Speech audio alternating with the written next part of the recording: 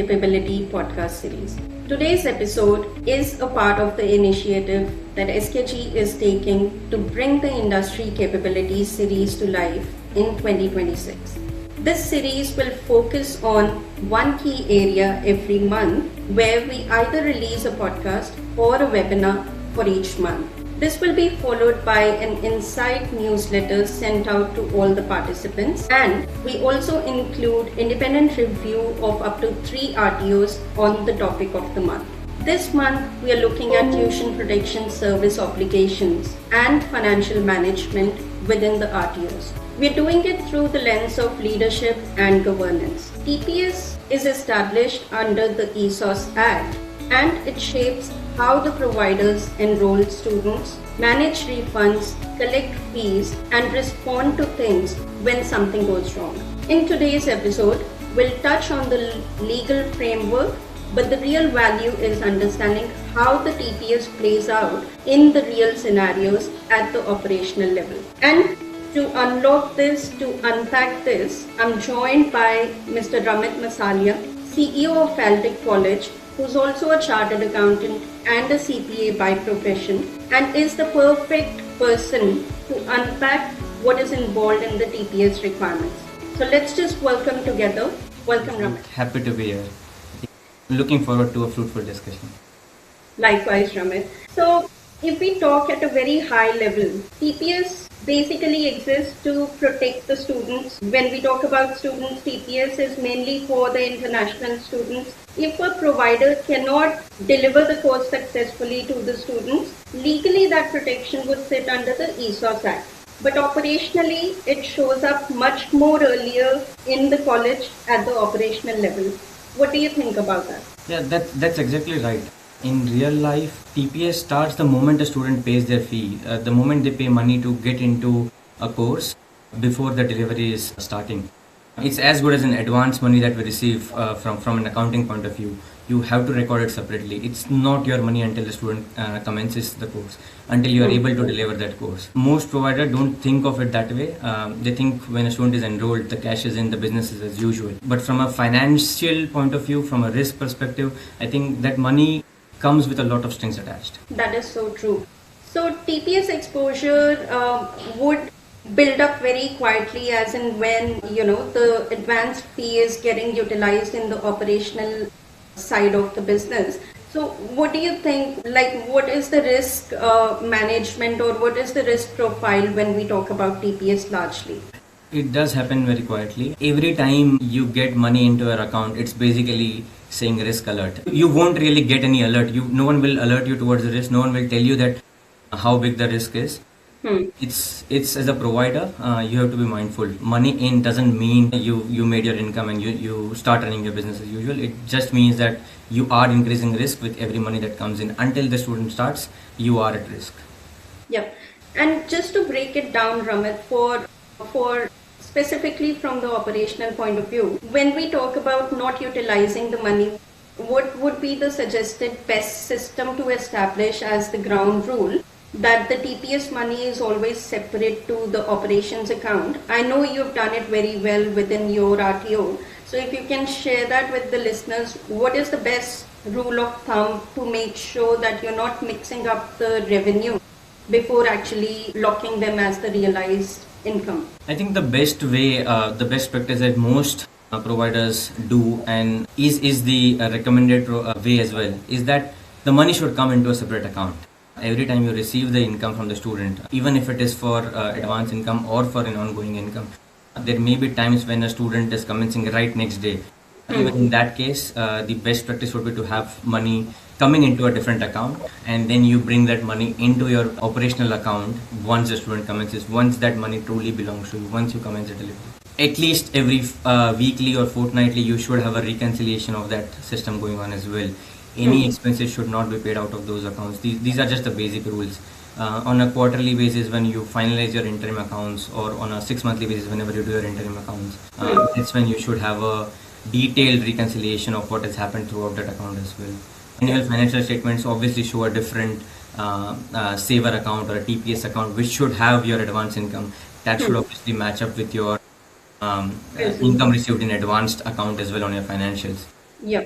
These are some easy checks that can be done on a day-to-day basis. As a management, at a management level, you won't be able to get into a everyday detail of what's going on. But if you have access to your bank account, you can easily see that how much money is sitting in there, and an approximate idea would always be available. Prisms is a wonderful report as well, which you can download, which tells you as on today what is your prepaid Protected income as amount. per your protected amount as per your COEs that have been issued. There may always be a little bit more than that because you Yeah. may have received some money in your study, the COE is pending to be issued, but that is the bare minimum that protected amount should be there in your account. So these are some easy checks you can keep an eye on a day-to-day basis. Yeah, and I think you say they are very easy checks, but just because we've got the system in place and you have that understanding of making sure that the accounts are flowing accordingly. But I do see in a lot of regulatory activities that either the accounts are mixed up or there are transactions coming out of the protected fee account. There would be some money going out for, which is not even, the CEOs are not even aware that this is not the right way of doing it. So we will sort of unpack and unlock a lot more on the operational side, because that's the key purpose of this session, that we are able to share it with the listeners of what would be the best practice and what would be the best scenario of maintaining the protected fee account. Yeah. And I think a lot of businesses don't understand that TPS doesn't kick in when your business is actually shut down. It happens even when you're operational, even when you are unable to deliver a course for whatever XYZ reason. You may not be able to deliver a course because it's not viable. You may not be able to deliver a course because you don't have a trainer. Yeah. In these cases also, I think TPS triggers, you have to make sure that you are refunding it. You make sure you have the money in a separate account to be able to refund them. Commencement is the only time you pull out the money from your TPS account or a protected separate bank account. That's very true. That was my next thing, that under 46A ESOS Act is very clear that the provider default, if they fail to offer the course that they've promised the student to offer, then in that case also the TPS will kick in, and the provider should be in the capacity to refund the student or place the student into another provider, and hence transfer the funds to another provider. You do not have to be shut down in order for the TPS to kick in into the college. Agree. Yeah, and plus on to top it up, we can talk about the timelines also, because all the timelines, once the default happens, as per the ESOS Act, all the timelines are very tight. So what's your experience been, and what do you have in the policies listed? Because some of the RTOs, they also miss out on whether it's a 3-day window or a 14-day window. So let's just elaborate a little bit on that as well. So I think the timelines are very tight. The policies are made as per the time frame as well, that we need to make sure that we have to notify the department within 3 days. We have to place the student or refund their fees within 14 days from the date of default. However, I think operationally we have to start a lot early. I don't believe that defaults happen overnight. You are aware, operationally you are aware of the situation. If you don't have a trainer, you know that you don't have a trainer. If you possibly, it can rarely happen where you don't have a replacement trainer or you couldn't find a replacement trainer. Most of the contracts have a notice period as well for the trainer, so you are aware well in advance that you will face a trouble. Operationally, it has to start a lot early, before the default date, probably at least 2-3 weeks before that. You will be aware, you have to start taking actions. The earlier you start, the better you are protected, the better you're not defaulting. Yeah. If you're not able to replace a trainer, you should have a backup that okay, there is a possibility I won't find a trainer.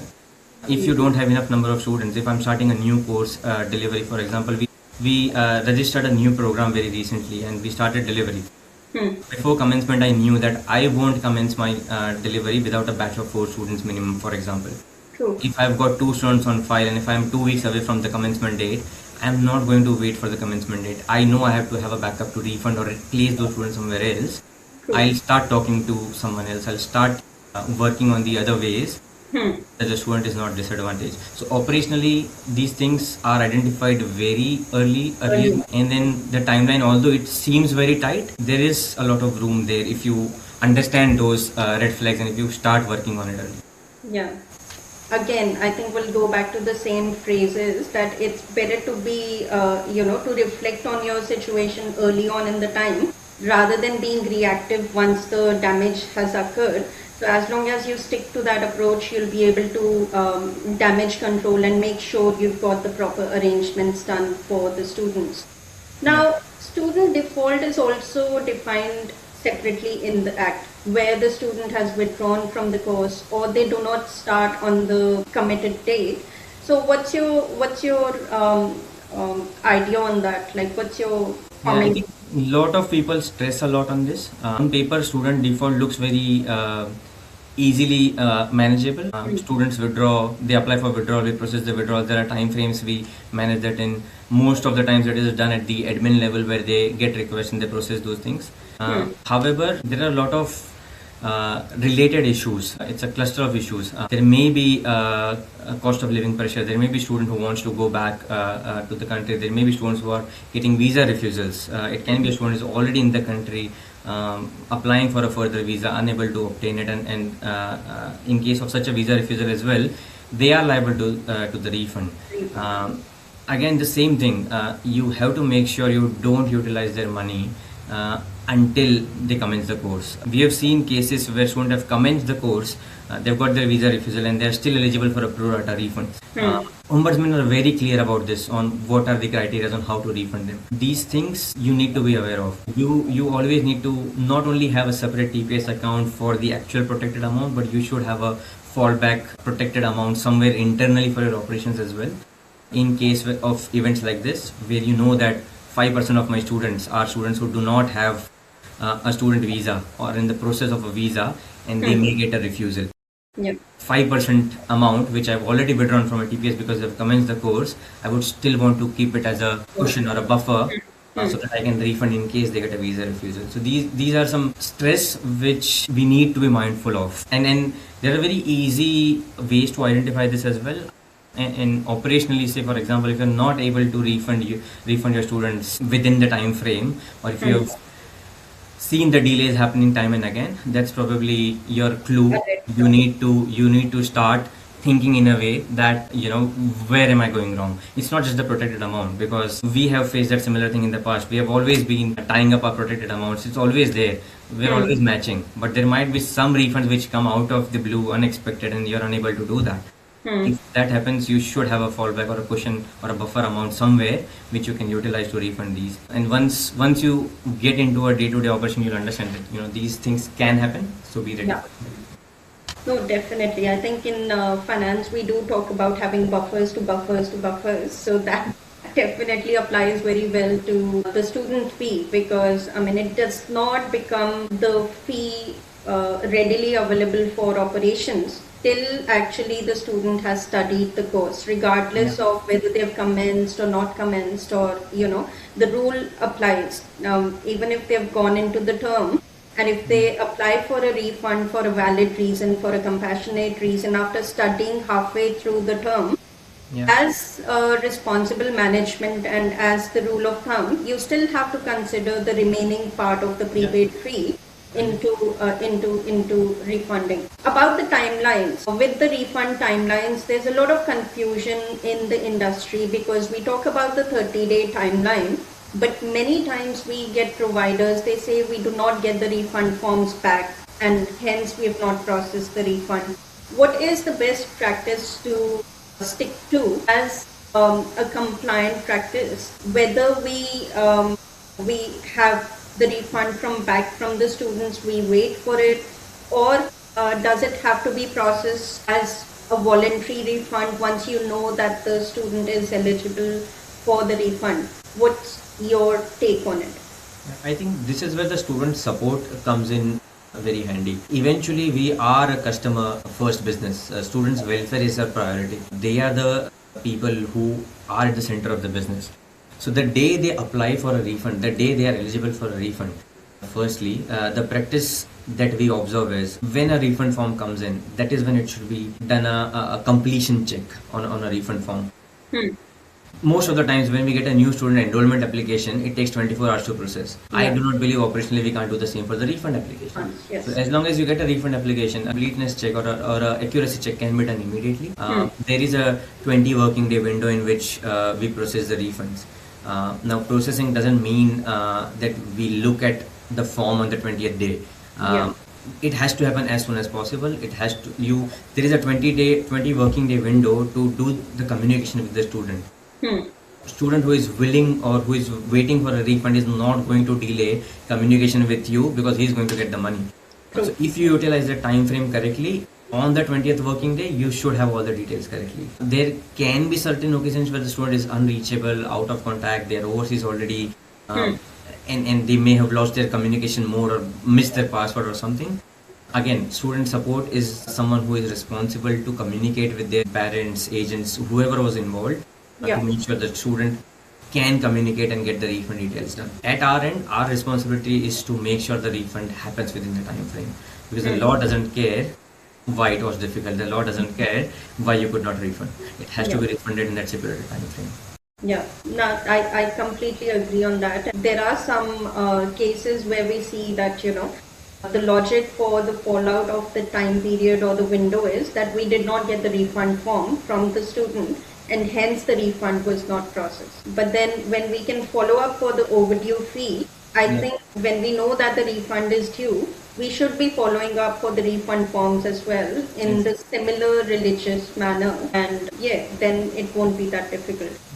And also operationally, I think even from a business point of view, if the providers understand, the more helpful or timely refunds that you process, the student may be happy about it, recommend another student, talk to their agents who may again recommend more students, because it eventually helps you grow the business as well. So that's being fair in the business always helps you. It just increases your book. It cleans up your books also. I think financially it just ties up in your head. When it's not your money, it's better to let it go and sort of, have the correct amounts in your books, so that you're relying on the true numbers instead of the inflated figures that you see in the accounts. So that brings me to the next thing. There's a lot of gray area on how the student fee is accepted and how there's a requirement on the ESOS framework not to accept more than 50% of the course fee as the advance fee. What's your take on that? I think operationally, it is not as easy to convince a student to get more than 50% regardless, but it is not legally correct. You are not allowed to request or demand more than 50% of your course fees unless it's a less than a 26-week course, which I think is an exception. There are cases where the students or the parents or even the bank who is lending them the money for their courses might want to pay more, but then it has to be clearly documented. If it is not documented correctly, it is as good as those conversations never happening. The student has to clearly tell why they want to and if they want to by their choice. So we have to basically document it. Why was it student's choice? If there is no documentation around that, if the provider can justify why they have paid more than that, it is as good as saying that the provider did request more than 50%, and it can be a legal trouble for the provider, compliance issue for the provider. So we just need to have a system in place to demonstrate that the provider is not demanding more than 50% of the course fee. However, if we are able to back up the evidence, and if the student has a genuine reason to pay more than 50% because of the financial thing, or they're getting loans and they want to pay more than 50% upfront, as long as we are able to demonstrate that by evidence, then it's not the breach of the condition, and hence we need to have that process in place from the evidence perspective.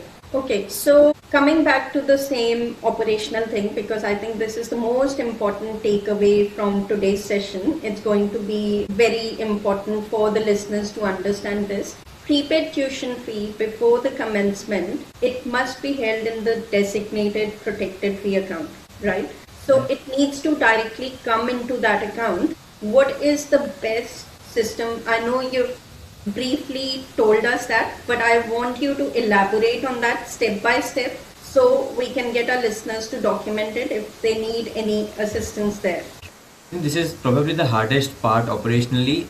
It is, as an accountant, as a person who manages the cash flow, especially when the cash is tight, there is a huge temptation to treat that money as available and pay off some expenses which are sitting on your head for a while. But once you do that, you have crossed that line. You legally and financially you have done something wrong. So you don't want to do that. The best approach practically that we do is on our offer letters, on the emails that we send out, the receipts that we issue. We always ask the students to pay into a separate account. The moment they pay into a separate account, that sits into your protected amount. You are not touching that amount. It's not coming into your day-to-day operational account. You only pull it out when you have done your reconciliation, when you have made sure the student has commenced. You do not touch that money unless the student has commenced. It has to happen. If you want, you can do it weekly. If you want, you can do it daily. If you want, you can do it fortnightly. But you do not pull out the money from that protected account unless the student has commenced, unless that money is for the tuition that you are providing. Yeah. The best way is to have some buffer, because I know we always have to show some buffer account even when we get the initial registrations. You can't commence an operation without having a working capital. And that's how we call it in accounting language, working capital. You have to have a working capital other than your protected amount, which you can use to commence your operations. And then you again top your working capital from your protected account once the student has commenced. So that working capital is what you're going to utilize, not your protected account. That's as easy or as simple as you can put it. I know it's hard. As I said, it's very tempting to use that money in, especially when you are running tight on your cash flow. But that temptation is what you need to avoid if you want to stay compliant. Yeah. So what you're suggesting is to put a second layer in between of the buffer that we create between the operations account and the protected account, so that you fall back on the buffer in case of emergency rather than directly going to the protected account. Yeah. So instead of having an operational account and a protected account, you can probably have a third saver account where you have your working cash flow sitting in. When you running out of your cash flow or your cash flow is tight, that working capital account is what you touch, not your protected account. No, that's definitely a very, very wise advice, I would say. And with the protected account, Ramit, I also see a lot of confusion or a misunderstanding, I would say, that it has to be a trust account. Because I do see a lot of providers coming back to us and they're like, we went to the bank and the bank said it cannot be a trust account. I think it's just because of the wording that is used in the documents around the protected fee account. It does not have to be a trust account. As long as we are able to demonstrate that the transactions, they're only incoming transactions and the only transfers that are happening from the protected fee account is only to the operations account at the time when the revenue is realized. Am I correct in understanding and explaining that? Absolutely. You can always have a saver account. You can always have an interest earning account in which you can still keep your money in. That interest, however small, is obviously your operational cash flow. You can still use that interest amount for your day-to-day cash flow, but you cannot touch the protected account. It can be any account, and I think what we do is we always try and find the highest interest paying account where the money is saved. That way you still make some money, some interest where that protected amount is sitting. But that's an accountant's brain at work. Yes. I think sometimes, especially for a larger operations, you can make a substantial interest earning on those savings. I agree. Sometimes we don't realize the value of, the funds that are sitting in the account. But and that also becomes a motivation for you to not touch that. Not touch the money. That's true. That is true. Okay, so the TPS is also funded through the annual levy, and it's also governed by the risk rated component of the providers. Can you break that a little bit for the listeners, like how to decode that or how to understand that better? Sure. I have been talking to a lot of peers about this. Most people just get a TPS invoice and pay. Not a lot of them understand how it is invoiced. Not a lot of them read the particulars of the invoice. If they just simply open the invoice and read the particulars instead of just the bottom amount, they'll understand how that amount was calculated. There is a risk rating component based on which it is calculated. It gives 4 or 5 different categories on which it is measured. The risk is measured on the volatility of your enrollments, on your compliance history, on your length of your operation, your registration length or renewal coming up, the risk of that. So there's a lot of different risks based on which that factor is calculated. Right. That also helps you understand how risky as an operation you are running to. You are getting, The higher the factor, the more levy you are paying. The lower the factor, the lesser the levy you are paying. That can even become a cost saving initiative. Like if you really want to save your levy, You can probably work towards being more compliant and a less risk factor in there. A lot of people from marketing point of view try and reduce their risk for getting into a level 2 risk provider as well, but not everyone looks into the risk factor Yes, for side it. effects.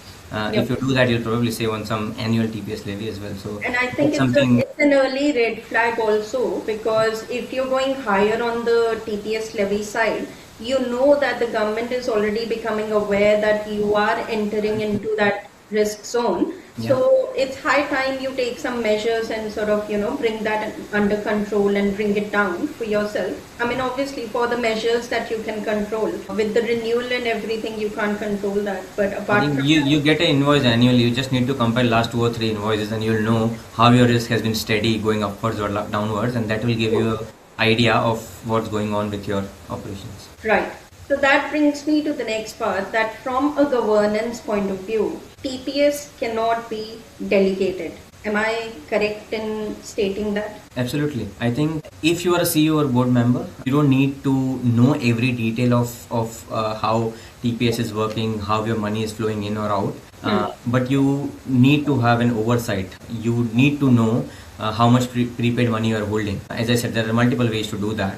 You can do it from your financials software, whatever you're using. You can download the protected amount report from your prisons. There are multiple ways to know, but you should be aware of how much prepaid money you are holding. How quickly are you able to refund that? Probably you can look into your time frame of the recent refunds that you have done. Is it going longer than usual? How quickly have you done your refunds? How often do you get people requesting you to refund faster? That's something you should always be aware of, and whether delivery can keep up with your enrollment. So you should always know that operationally you are able to deliver everything based on how much you're enrolled. This is just an operational oversight which anyway an executive should know.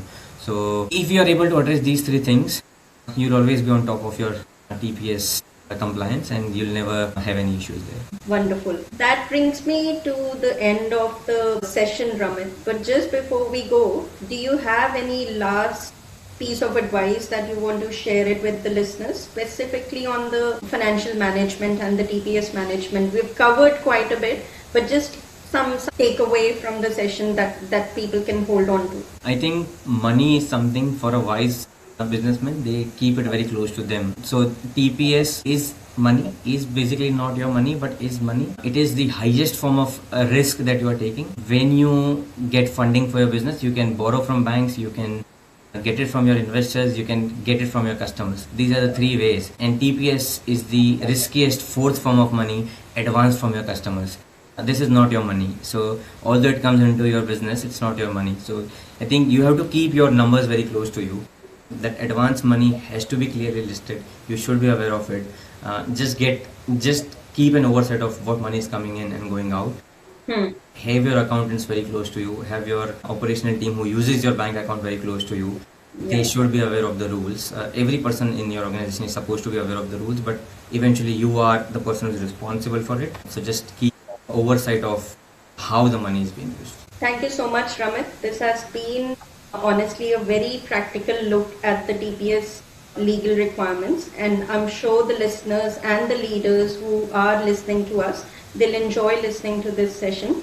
Thank you so much again for being a part of it. Thank you, Khushbu. It was wonderful.